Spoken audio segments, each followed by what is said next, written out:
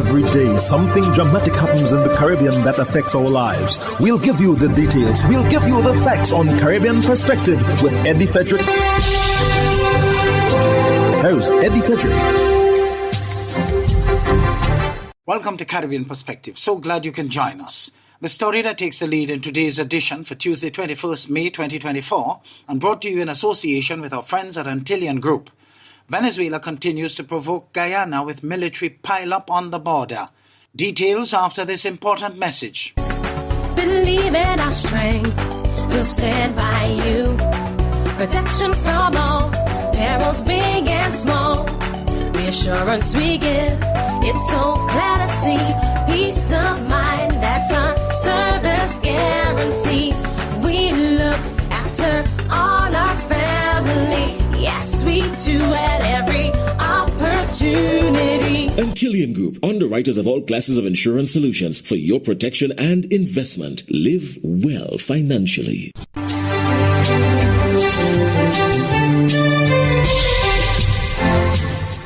Welcome back. Venezuela expands military operations at Guyana border, threatening Essequibo. More in this First Post America report. We're now shifting focus to Latin America, where there's a growing concern of military escalation. Reports backed by satellite imagery show that Venezuela is carrying out a major troop buildup on the border of Guyana. This comes as Venezuelan President Nicolas Maduro scales up threats to annex the oil-rich Essequibo region, which has been part of Guyana for centuries. Venezuela's expansion of military operations has been reported in two areas. The first is on the western border of Guyana on an island called Anacoco, and the second is on a small naval station called Punta Barima, just 40 miles away from Guyana's northernmost point. On the Anacoco Island, Venezuela has expanded the airfield and deployed almost a battalion of several hundred soldiers. Venezuela's operational command has ordered increased activity on the island, which is being undertaken by troops and tanks right on the border with Guyana. And to the north, Caracas has expanded the naval station, which at one time only housed just 2 patrol boats. Additionally, Venezuela has deployed several warships in the region that's now within reach of Guyana's Essequibo. The recent troop buildup has become a major concern for Guyana as tensions rise in Georgetown over the Essequibo region's security. Now, it's estimated that Essequibo has oil equivalent to 11 billion barrels, making Guyana the world's highest oil producer per capita.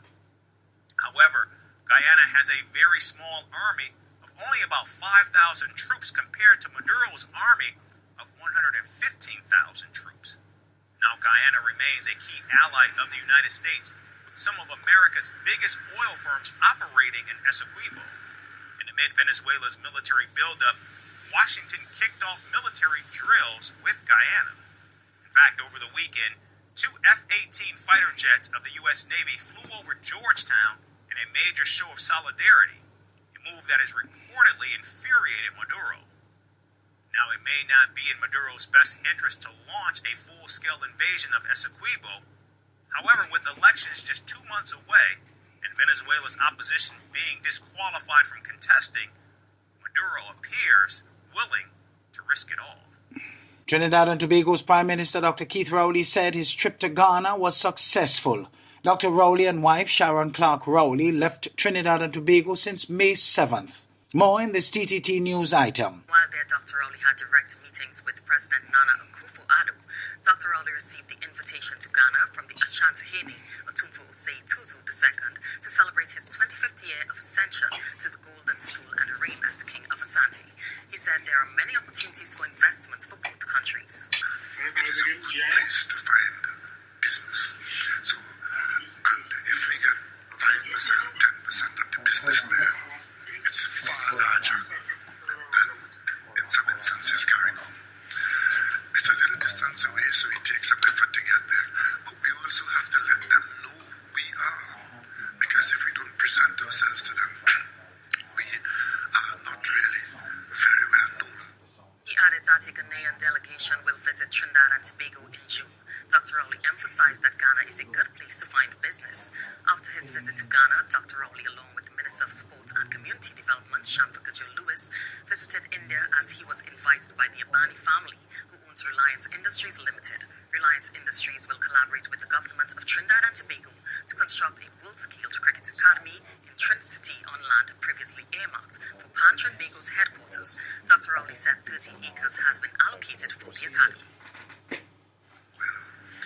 didn't leave their country behind, and they were instrumental in opening the door into Mumbai, and that is former West Indies captain Kiran Pollard and Dinanath Ramnarai, because they were the ones who were out there and saw the possibilities for us meeting the people who make these decisions. Still from TTT, Dr. Rowley said the government has been blindsided by the Strategic Services Agency, the SSA. Prime Minister Dr. Keith Rowley said the government has been blindsided by the Strategic Services Agency, the SSA.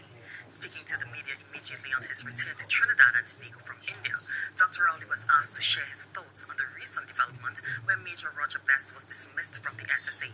That announcement came via a media release from the Ministry of National Security on Saturday evening. We have been blindsided by this agency, but fortunately the government was able to be informed at an early stage, and we approached it with vigor and commitment.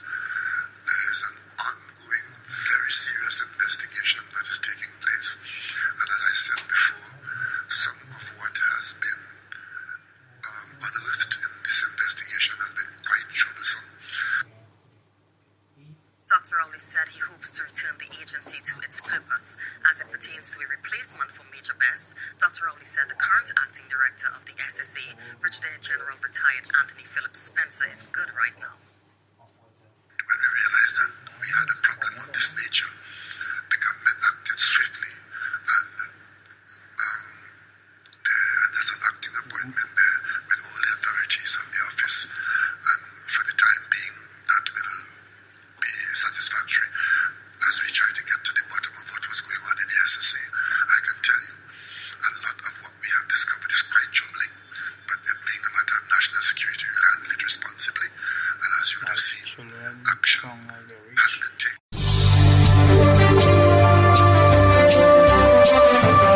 You're listening to Caribbean Perspective with Eddie Frederick, in association with our friends at Antillian Group, underwriters of all classes of insurance solutions for your protection and investment. Live well financially.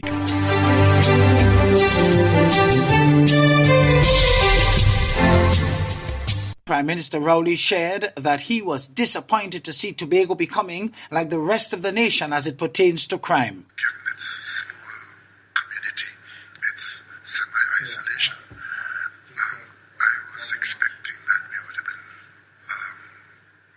a little more on top of that.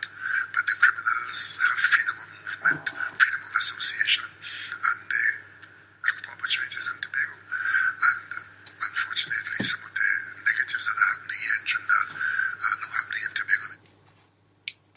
When asked about the Chief Secretary of the Tobago House of Assembly suggestion to implement a THA police unit, Dr. Rowley said he has no issue with the local constabulary as one exists for the municipals of Trinidad. On the topic of crime, the Prime Minister was asked to share his thoughts on the extension given to the Commissioner of Police, Earl Harewood Christopher. Dr. Rowley said extending the term was the best decision. The Cabinet would have looked at all the options that are available and would have made the most reasonable option, which was to extend the Commissioner's tenure while the Service Commission goes through the, I should say, long and arduous process of finding someone to substantively occupy the post. Significant seizure of firearms and ammunition in the Bahamas. More in this ZNS News report. 15 firearms and a large quantity of assorted ammunition and drugs. It's a lethal combination police seized after 10 this morning. And as a result, a 30-year-old man taken into custody. Now, based on what police have shared with us, it was around 10:30 that traffic officers spotted a black van being driven recklessly on John F. Kennedy Drive. They subsequently stopped the driver. However, a routine name check of the vehicle revealed suspected marijuana along with several outstanding arrest warrants. And the story doesn't end there. A search of the driver's home led to the discovery of 13 pistols and 2 high-powered weapons. The incident prompting Police Press Liaison Officer Chief Superintendent Chrislyn Skippings to reissue this stern message to criminals. To those who have a disregard for law and order, let me just say emphatically, our organization will not relent. We will seek you out. We will find you. And once we find you, we will place you where you belong, away from society. Let me also say to those who continuously engage in the trafficking in of firearms, I want you to remember, every rope has an end.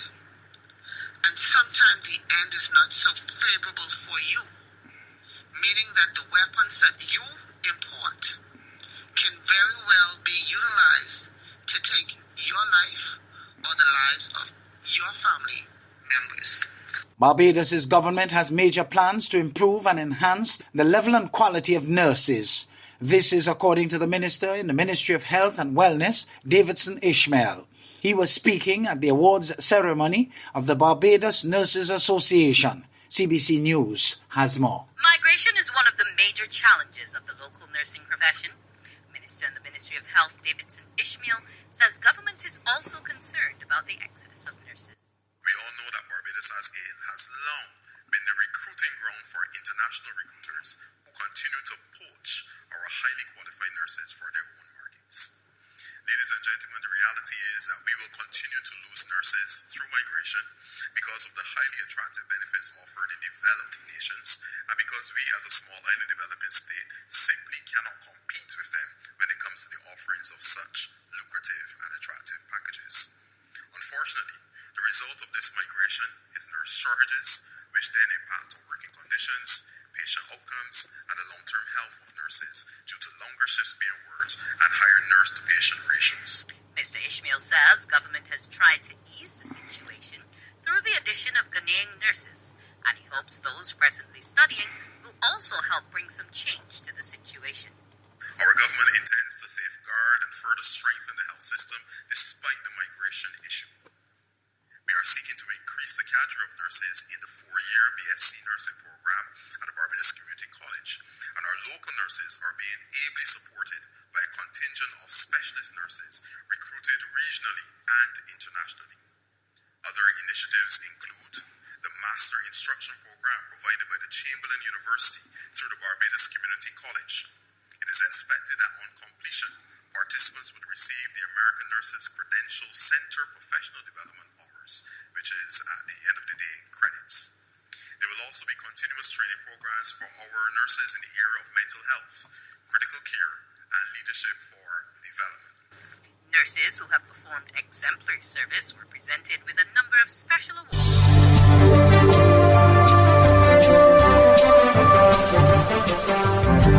I am Eddie Frederick. This has been Caribbean Perspective, a whole new approach to highlighting developments in the Caribbean. In the meantime, please follow us on Facebook and subscribe to our YouTube channel for daily regional news and more, in association with our friends at Antillian Group. Believe in our strength, we'll stand by you. Protection from all perils, big and small. Reassurance we give, it's so clear to see. Peace of mind, that's our service guarantee. We look after all our family. Yes, we do at every opportunity. Antillian Group, underwriters of all classes of insurance solutions for your protection and investment. Live well financially.